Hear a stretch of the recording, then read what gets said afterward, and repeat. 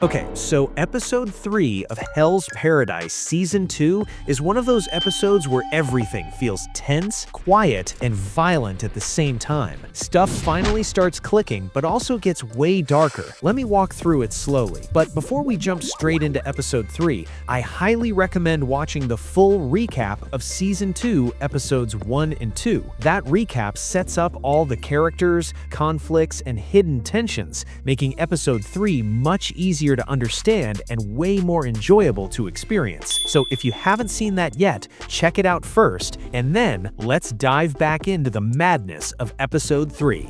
Episode 3 opens in the most brutal way possible. Rien meets Chobei, and there's no small talk here. Rien literally rips his arm off like it's nothing. No warning, no drama. And for a second, you think, okay, that's it, Chobei is done. But then his arm regenerates, just grows back. And that's the moment Rien really gets interested. You can almost feel it. This bandit isn't normal, and Rien loves that. Back at the cave, things feel quieter but heavier. Fuchi lets the Dochi escape instead of cutting him open, which already feels strange for someone like him. He says he'll help Mei heal, but only if she starts talking about herself, about the Tensen. And when Fuchi learns his friend died, you see a shift in him. He stops joking. He realizes this island isn't something you can half take seriously. Meanwhile, Gabimaru is doing something smart for once. Instead of running headfirst into the Tensen again, he asks the others to spar with him. He knows Tao is the key, but he also knows using too much Tao can mess you up, so he's trying to find balance, not power. That's growth, real growth. Gantetsusai, of course, gets angry first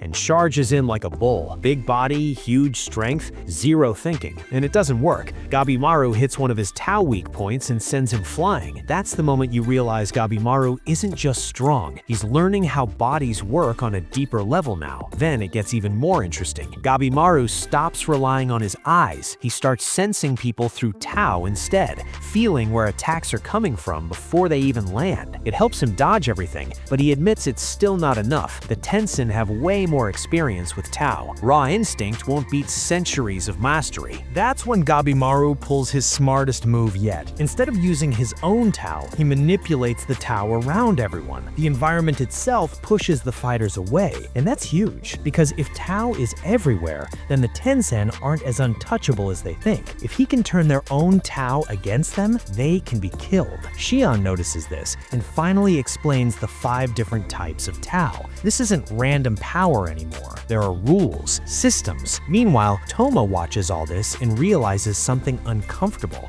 He's weak, so he begs Gantetsusai to train him. And he doesn't just ask, he cuts his own hair to show resolve. Gantetsusai accepts, because in this world, action matters more than words. Back with Chobei, Rien's interest turns dangerous. Chobei knows it's kill or be killed, so he transforms into his monstrous form again. This time, he stays in control. That's important. He stabs Rien with his tentacles and cuts him into pieces. For a moment, you think he actually won. Then, reality hits. Multiple Riens appear. Clones. The original knocks Chobei out instantly. No effort. When Chobei bakes, Rien is in a womanly form and says they want to perform Bochu Jutsu. Chobei agrees only if they explain the island first. He's not stupid. He wants information. At the same time, Fuchi explains Mei's story to Sagiri and Yuzuriha. A human hermit named Shufu created the island. He was obsessed with Tao and immortality. He fused his Tao with flowers and created the Tensen. They're close to immortal, but not perfect. That's why they're still experimenting, trying to create a true elixir using Tan. Rien tells Chobei the same thing,